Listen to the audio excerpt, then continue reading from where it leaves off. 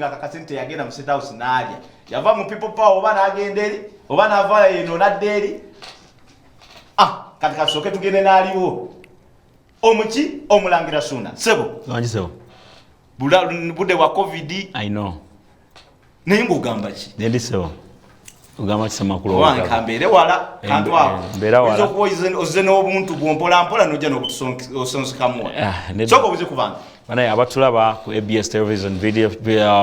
TV yaffe yakabye nnyo balamusiza nnyo nesimenye okubeera wano ku ABS wano nowaffe wakasebo oli mu maka nze ndi waka wano waffe Pastor Iga abeera taata wange aba mukulu wange byonna tulina history mwanvu tujja kufuna obudde oyo tuli muyitamu yes era ntumirako nnyo Pastor Iga nti yeebale kuuma kintu kino kikumira ku mutindo n'okuleeta abasajja abakabinga soda abasajja abakoze amanya mu industry ya media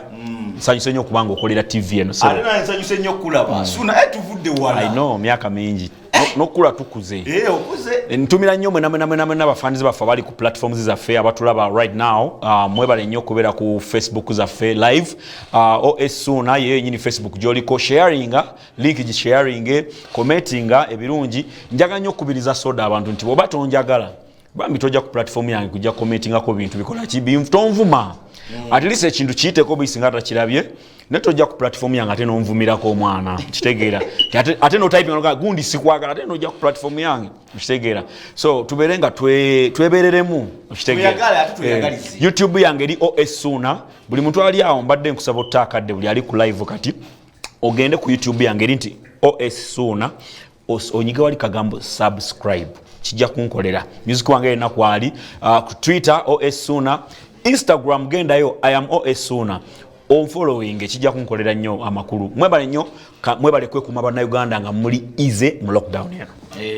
nkulese wemale onayo wemale gogana nkutandike ntumidde abalangira n'abambejja mwena mwebale abako n'ab'ebinkwano mwena yes Suuna oli mulangira ebyaddala ndi musajja mulangira nsibuka mu Ssekabaka winyi ekibulala musingo nze ndi musajja agwa mu bifo bibiri nazaliwa misiji emiti yana eyo musinga ebisujju obukojja ekika kyange jjajjaffe gye yasooka okubeera gye banzaalira ate nga omitwalo oguddako gwe bayita mairikiti kisoko yewava maama wange naye twagende Masaka nga tuliba nga ndi muto nnyo wajjako newaffe Masaka anti kati gyenkulidde gyensomedde kyalo kye Masaka abo kyanga abantu abali okubagamba kati weewaffe amutujjeko akatijjo kale weewamma nze nkulidde Mbirizi abantu b'Embirizi be bakuziza sebo Mbirizi nasomera Nakyenyi nasomera eri kwala Sembirizi waggulu Kyamaganda demonstration kati ze ngenda okukolako interview nze nkuvuga sebo kati awe Nakyenyi awo wasomera Nakyenyi ate nze wenazanyira mu mupiira Nakyenyi nze ndi muntu wekanku Kiwangala Masaka kati Embirizi twakwatangawo obugane tukkirira ate ntuyita omupaka lyantonde agoli waffe ate nga ndi mukoddomiwo oli mukoddomiwo empale enkoko gimpeera kungabandaba naze nayo Suuna omaze okusomera Embirizi wagenda kiwanvu ki okusoma omanyi abayimbi tulinamu obuzibu nze ndi musajja mulangira sirimba kusoma nina ebintu bibiri bye sirimba ssomero sirimba myaka gyange ekyo nakigaana mu kyogamba emyaka owezeza 37 38 oyogedde emyaka emituufu kumala kunoonyereza nga 25 Desemba mpeze emyaka 37 kitegeeza wazaalibwa 1982 yesewo mbanga calculations ezo ntuufu kakati nze nkuze ndi musajja mukulu kakati nsomedde awo neze saamalako wadde emikaaga naye oluzungu ng'olugira nga yasoma ennyo Suuna omanyi oluzungu teruliiko abakyala bano leka bakuyigiriza oluzungu oluzungu soda oluzungu teruliiko omuntu nti oba wamalako university gye bali abasajja abasoma ne bamalako universities nengeri oluzungu spoken takola ki oluzungu nasomerako mu masomero amalungi nasomerako nze secondary yange nasomerako ekasasa nasoma n'abasajja basilva Kyagulanyi abo nasoma n'omusajja Kazora be basajja betwalinga nabaabo Kazora essomero lyo kasasa lyali lyakabi nnyo nnyo. Yes, kati oluzungu nga tulwogera nnyo nnyo nnyo kamala. Naye era simanyi nnyo lungi. Naye olusobola okumpisaawo ku airport ne ngenda eyo mu banyanyimbe abo abazungu nembeerayo bulungi nendya nenywa nduyinamu otonotono. Olulumala. Ate gwe bagambye abagagga abasinga okuba abachina ba investor boogera luzungu. Kitegeera. Ibi basinga sente mutujjeeko okutujjiza wano wetusomeseza. We can even speak better than you. Wano wetusomeseza abantu sodo mayi kati nga bwe tufuna omukisa guno okujja ku platform ezakabingeeno tulina okubuulira abantu ebituufu. Ze interview nasalawo kati kola nga bwe mbafunye omukisa nsomesa abantu kemba nsobodde. Abantu balowooza nti okubeera loko nti kitegeeza oli munnakyalo. By the way defining being local. If kati olaba fe twaberanga ebweru. A local native oba omuntu ow'omunsi eyo bamuyita local. Abeera native w'ensi eyo gwe bayita local. Kati ate wano bagamba local bo balowooza mu kirala omulimu w'obutungulu oba omusizi w'ebyennyanja nti oli w'amaalo. Naye ate nga local kitegeeza omuzaalirwana w'ensi eyo. It's just the opposite of international. Yes, international. Kati nga music kasasa teyakusala. Kasasa teyansala mugana wange. Nenga tubagala nnyo. Mulangira Suuna. Obulamu bwo abantu babuleretinga nnyo ku bakyala. Bakyala bozebo ofuna ebintu bino mberakaawo nempulira omuntu neyebuza naye Mulangira Suuna. Akikola atya? Oluzungu lwayogere nnyo. Waliwo statement emu gye wakola kanji kujukizeko wagamba nti mwabanvunaana nti nno nkwana abakyala abagagga oba rich women please also do mugende namwe mubagezeeko mulawo banaabakola ki oba banaabaga. N'ekyokubiri tekinawe kiri stated nti omukyala ayina ssente bwe mufuna ate gwe omusajja kinawe kikulumira. Ekyo kikire yalinga oti abagamba Suuna abakyala bino ebesente kati gwe kikulumira wakati kakiddemu. Yes, Bannayuganda njagala nnyo okubategeeza nti mwagala nnyo Bannayuganda okuleetawo embeera y'okubeera nti omuntu mumuteekako ekintu ne kimubeerako ne mubeerako ekyo. Kakati nze ndi musajja emyaka ngikubuulidde mbeerawo ntya nga sina mukyala kati njagale mwana wa myaka 18 ku myaka 37 gye nnina nteeka okwagala omukazi asukka myaka 4 akka wansi w'emyaka 5 kiryokke eyo age bracket ng'asukka emyaka 4 n'okukka wansi w'emyaka 5 age bracket yabe kuba abakyasobola abakyala abamu balwawo n'okugenda mu menopause kitegeera asobola okubeera nga atuuse mu 40 kale age gwe twandigambye nti omukyala watandikira okuba nga tazaala naye abamu bagenda ne waggulu ne bakola ki ne basukkawo. So omukyala ali wakati wakka wansi wa 5 nayambuka wakati wa 4 between 4 na 5 toyinza kugamba nti omusajja w'emyaka 37 sikyali muvubuka ndi musajja nti toyinza kugamba siina kwagala mukazi. Ekyokubiri omukazi waba ina sente, what is wrong with it? Mwembanga nine milioni 2 ekintu kyenjagala kya milioni 5 omukazi nantekamu asatu. What is wrong with it? Abazungu kino kye batusinzeeko nti abeera ne mukyala we omukyala akola n'omwami akola. Ankusomesa advantage y'omukazi ayinamu ku ssente ekirungi ky'alina. Bwe muba mukwatagana bulungi omukazi ayina ssente ng'amanyi okuzikola aba amanyi ozikuuma. So si buno busire queen obusosola enjala ninga kusanga oli nze nako obuwala obwo busosola enjala kagenda kujja buzi. Yes, tekamanyi ku maintaining queen be Kampala abakowa. Yes, taswa ku maintaining sente ye kyamanyi kimu tati ze jakala sibasi tati jakala fiti tati jakala chala tati jakala kakato kasse tomanyi nawe bazikola. Okay, okuteka mu mukazi sente si kibi okitegeera naye olina okumanya bakwata sente baziku si buli kaseera tugenda kusileyinga olwokuba sente weeziri tulina okuba nga tumanyi ozikola nozikuuma kyovula abasajja bahaji abeera n'ekikazi kye mu kikuuba eyo nga kyekikwata emaali nga nti oyo naalongo ne salongo bamaze emyaka 3 bali naye nga bakuumye sente. Ladies and gentlemen, abavubuka mukimanye abo abawala be mutiitirira abamu ku bo tebamanyi kuuma sente ate ng'ekisinga obukulu mu nsi kuba munaka sente. So kyekyo muganda wange. Oh yes. Wangiso. Amanyago gwe Emmanuel Suuna. Nze Suuna Emmanuel. Actually nze Saalongo Omulangira Suuna Emmanuel. Suuna Emmanuel. Mu Bible erinnya lya Emmanuel tegeeza. Katonda ali naffe. Era wano we tuli Katonda of course ate tuli mu church ya Pastor Iga. Katonda ajudde nze ntambula naye. Awo wennyini. Ono wennyini. Otambula naye. Tambula naye Katonda wangi. Aisha nantaba. Omukyalo ono otambula n'omudaali. Kansoke ku story Suuna. Omanyi this is freestyle. I know, yes. Relax. Don't you worry. Everything will be brought to your dining table. Yeah, man. Sigwa sose. Njagala okuwako background. Jose Chameleone. Yakwata omukulu Haruna Mubiru. Neba nebiseera ebyo twali ffenna nali wendi ne tukwate kubo ne twolekera muzikiti ekibuli Omulangira na Kibinge kula bulungi nnyo mu maaso g'Omulangira na Kibinge n'agamba nti ekiba kibe ze Gaddafi olaba ebintu bikwa ekiba kibe nena tuloneka miliyoni lumu twali na tete edda mayeje chaliwa ngaleka miliyoni ekintu firimu eno gye wazannya ogenda gimala otya Chameleone yangamba omanyi lwaki bampita Chameleone kyuka buli butule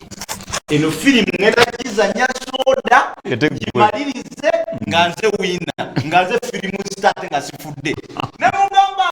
ogenda kudda wa muzaata n'abasajja abalala abasiyisiraamu nangamba soda amaaso ku lutimbe njagala okukakasa firimu yagimaliza naye sita tugenda awo nyidi kati muganda wange oyo yeera nga obogawe nga bwaganje Chameleone ate muzanyi wa firimu ebyo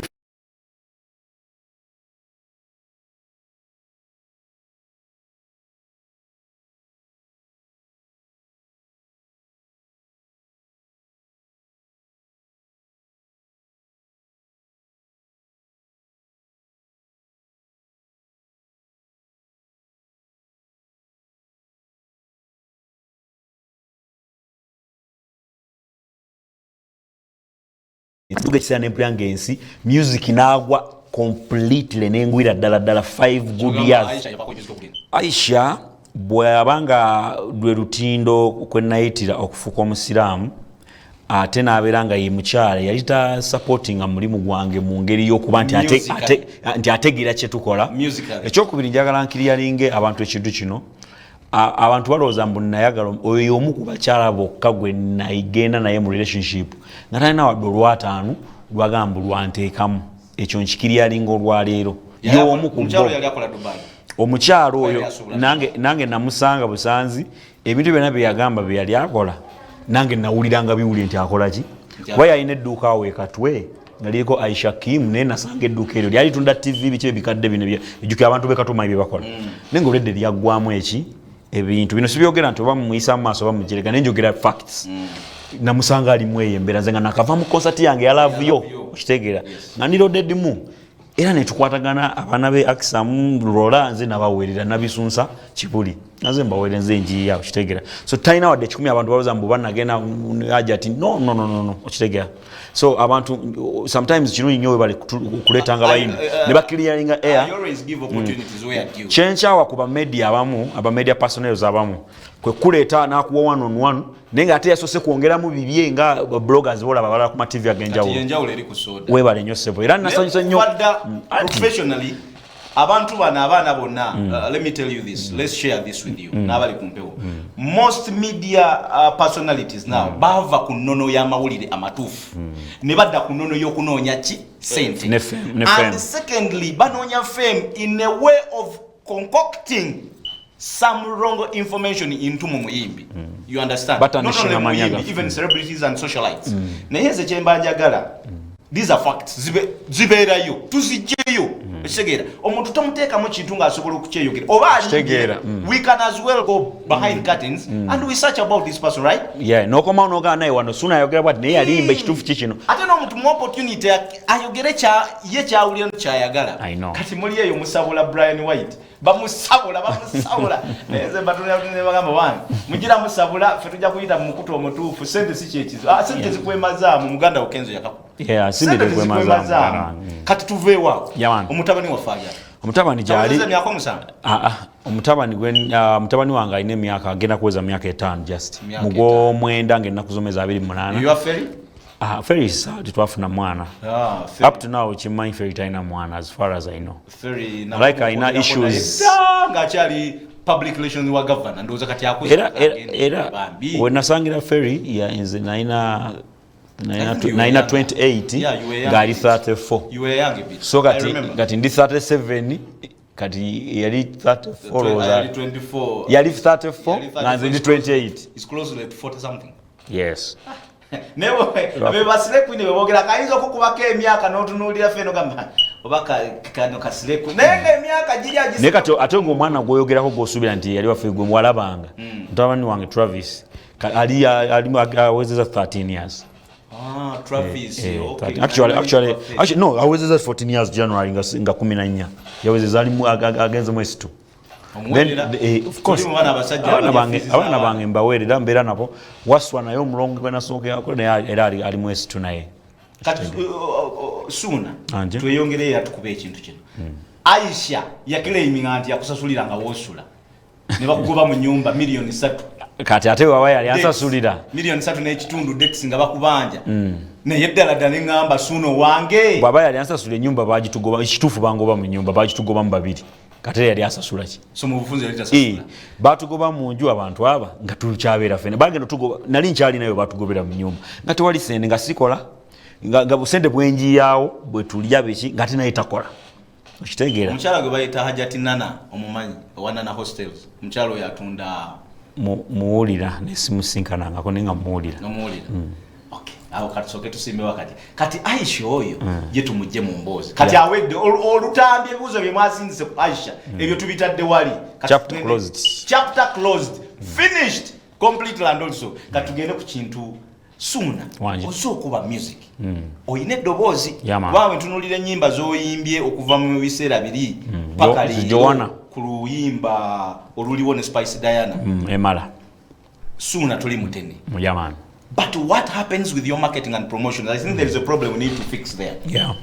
Okay, kati neanza nyo kumile chibuze kyo nawadde kwera ne platform emwera gulo ne tuogera ku nsonga nale ne kapale. Because you're the most talented vocal musician I've seen since we started this music back those years nga tuva mu lupapula lwa Bukedde nga OS woli music yomukubye music ate ne kumikolo ejembaga akuba mu club akuba your dance hall versatile artist. Byonna nga byogedde bituufu naye ngenda nga sina bakuddamu ngenda kuwa example. Ongenda kubuuza nga gwe omusajja amanyi ebintu bingi kuba abantu ba media mumanyi buli ebisinga. Gw'osuubidde muyimbi ki in the history of the world akyasinza okuba ow'erinnya gw'omanyi waga nti ono mukyanga ensi ebaawo teri yali amusinza erinnya kuggwe azigwe because taste and preferences differ. Nze MJ of course teri mulala ko tubayituza kuogerako kakati Michael Jackson kati njagala ombulireyo mu nsi abantu batano abenkana femu ya Michael Jackson just batano abenkana femu ye kizibu tewali kiche njagala ku driving ako ndi Katonda yatutana nga tulinga ki nyizo kuba buli kimu kiina ndi talented nenga Katonda yamanyi nti Suuna wano we namukomera tajja kukola ki tajja kusukkawo okitegeera nti tali enkanaka milioni oba alisinga natuuka ne ku Michael Jackson oba na Katonda yizo ya kimanyi so kino wentu ali omukisanga ngaba na Uganda toina right determining oba toina right judging mukisa gwa munno nga mwena muine kundi mwena muli emmere ne mugenda ne mu toilet gwe nogamba gwe gundi byakulema soka wetunuulire waliwo omuntu omu sijja mwogera nako wano mwogerako yadda ku media platform emu nagamuze byange byalema bazadde bange bafa bazadde bange ze gye bali mama wange mutumidde ku ntata banda banokunda yeye yagamba bazadde bange bafa nagano gendo kulima ebijja sebo muganda wange nze omuntu gwogamba bobanga tompereza kyakulya waka towerera abaana bange gwe nogamba nze ensi ya nnema gwe noyimirira ku TV nogamba nze ensi ya nnema nga sijja nga koone ga mpaya akawunga mu COVID-19 ono ng'ate nze nsobodde okugaba obuwunga nga gwe togabye nokola live show ku Facebook nekola live show nencha ngenda kukola gye bayita DJ mu nyumba twabitesetese era sebo tukuyise okitegeera ngenda kubeera ne Ragadi ngenda kubeera ne DJ Baby Love DJ Suuna Ben ngenda kubeera ne Mbazira Tone nawe nkuyise mukama wange squad gwe nonga nti okumanaging ebintu bye nambunze sirina ekintu kiribu ekiti abavubi babeera ku nnyanja omanyi abalunyanja naye osanga ku nnyanja nga bagamba nti Semakula yasinga ssente mu bavubi nga bonna bagenda bavuma bukene nga bonna bamuvuba amaato ne gajjula naye bagamba nti oyo yasinga amaato wano era emali ye esooka okugwa lwaki Katonda yateekateeka gwe andaba toina right si gwoteekateeka omukisa gwange Katonda yaguteeka yamanyi oba ndifuuka owakabi international oba sirifuuka nze am very comfortable kikomera kyange bw'onoobuzeewo gwe kennyini oli munnamawulire ojja kulaba ebirimu ewakulabewo okomewo nnyonnyola abantu nti mujajinga ebitabo nze netwa nti ndi boni laki lwa kintu eki nina ekintu kye neenyumirizaamu era kyensaba Katonda anyambe kiri ekintu kimu kyensinga okusinzaako Katonda vijje Musa asanyuse omukutte wayagala genda maaso nebaza Katonda ekintu kimu omulagira tafukamira ne kanfukamire guno nfukamidde ku lwa Katonda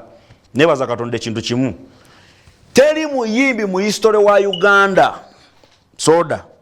nkiddamu teri muyimbi mu history wa Uganda yali aguddeko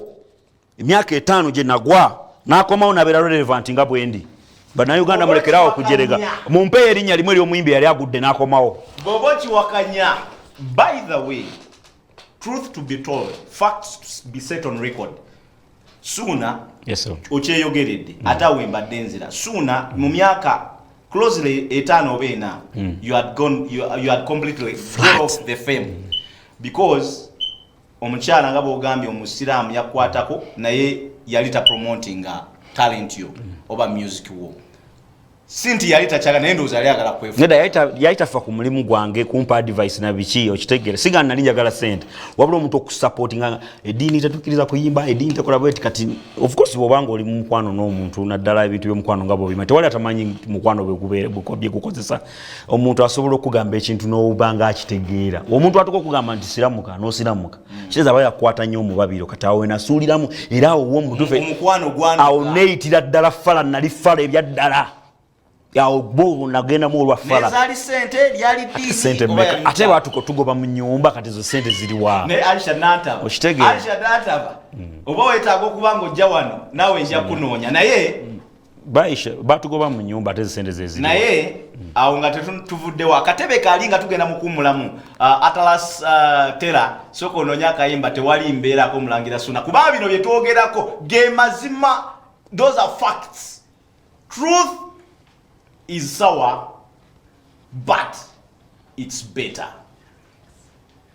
So tewali buzibu remix tewali mbeera it's okay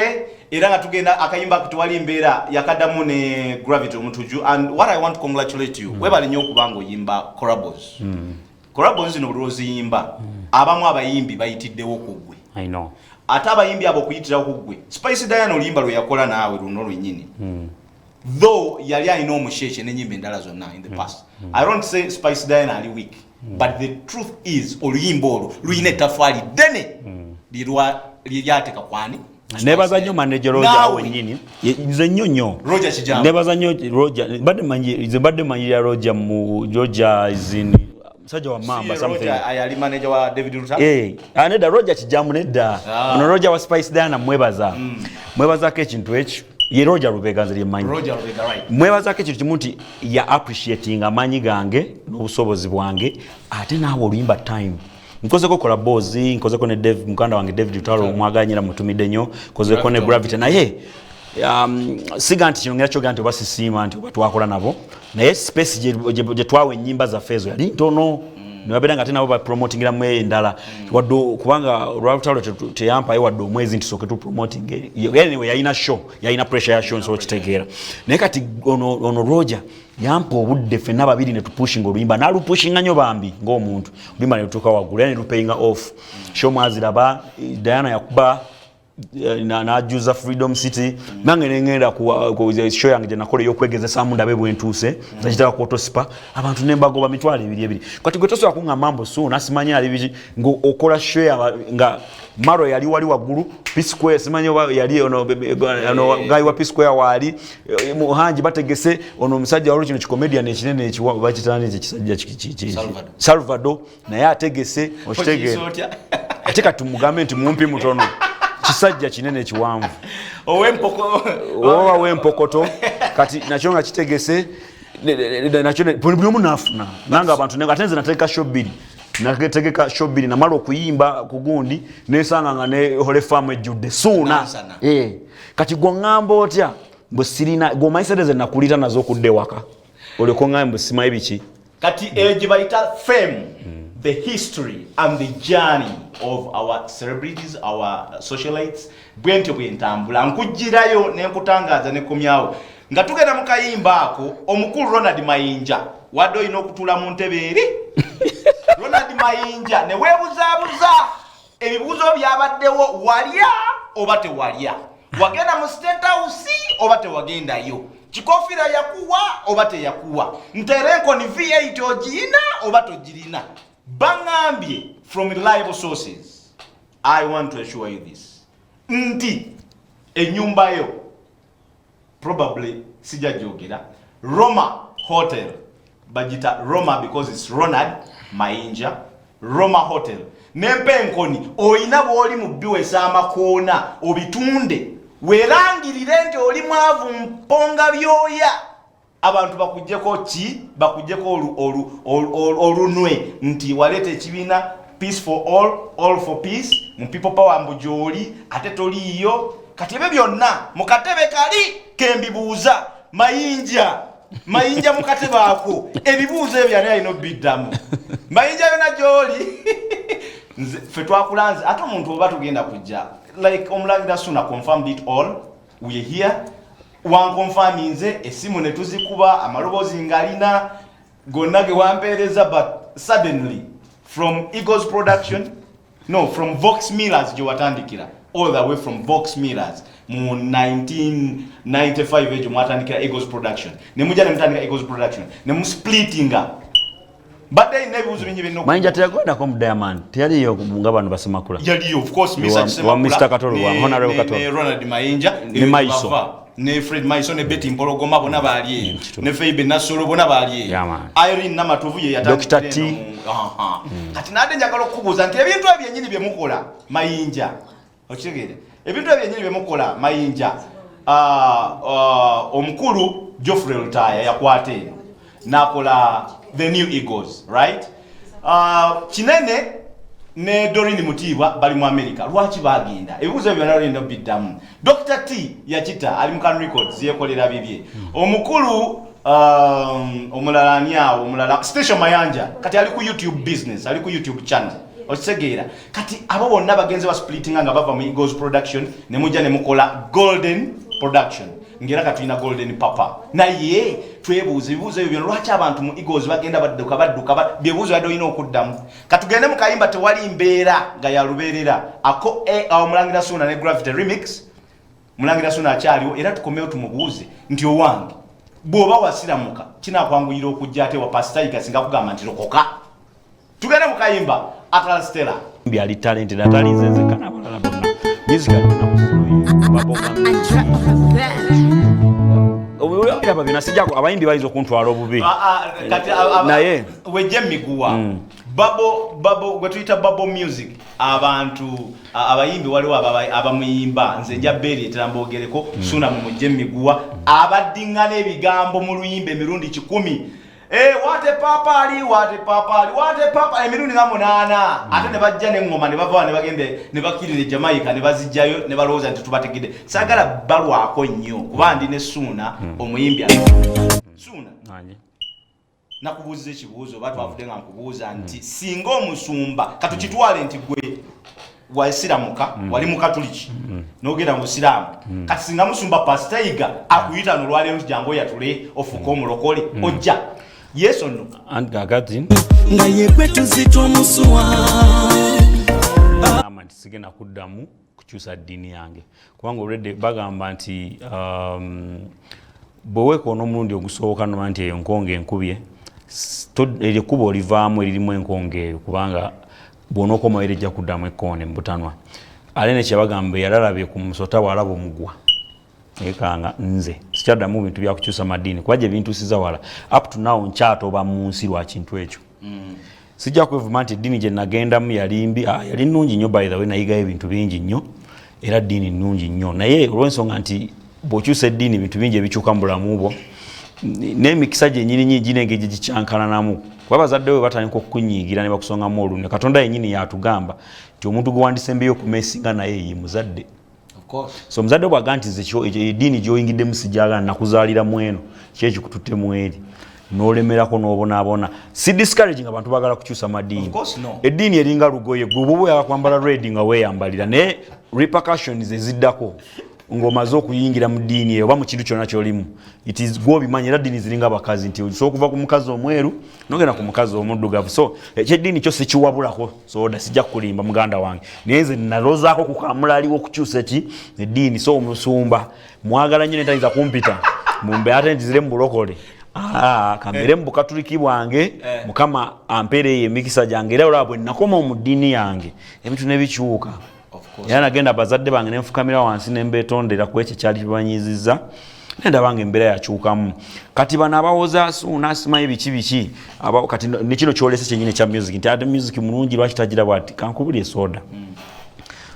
omukisa kintu kikulu nnyo nze nga nkya omukisa omuntu gwa ekino ekyo nakigambako omugenzi radio mukama mumuze emirembe radio etwayi tulina emboozi gyetulimu nga mwana naye katubeereeyo netukulaba ng'oli wakabinyo biki naye nga twakuleka nebigende ne muga radio kituufu mwandeko olw'ensonga nti mu nsi muno watteko okuba waliwo omuntu alina okuba eddaala ly'omuntu omulala mu luzungu wali akantu akagamba nti we are not on earth to see through each other but we are on earth to see each other through you get tuina kweyamba tuyitewo so sikuyita mu bannaffe kati gwoba wandeka nga tewalinyira kunzi guwakolawo ekyokunyamba Kamino nkyayima nti nabasanga mu mazinga babira mazinga ndekakulu twasuubiza nti aliyitamu alikonda ki bannayuganda temuno na bannammwe nga muyiseemu mukozesa nnyo bannammwe ng'ebisiimuula bwe mumala obbakosanga ebisiimuula ne mutunulayo emabega ne mubajeregandira gundi bwaddugala naye nga ebyeddugala ebyo byennyini gw'obimusiize okitegeera so nze nga nkyali mulamu if I can still enter the next day 7 nina omukisa mugana omufu gwe tulinnyeko wano kati yataba na mukisa nze akyali omulamu mukisa ngwina I can even be president katonda asobola kikola I can even be president katonda asobola kikola ebintu ebyo listen andize sirimu nabyafuzi era president anza kutya mu kyenjogedde kigenda mutiisa kati nze ndikamunyera ku president kino njiresenga example nti omuntu what a man can be a man can be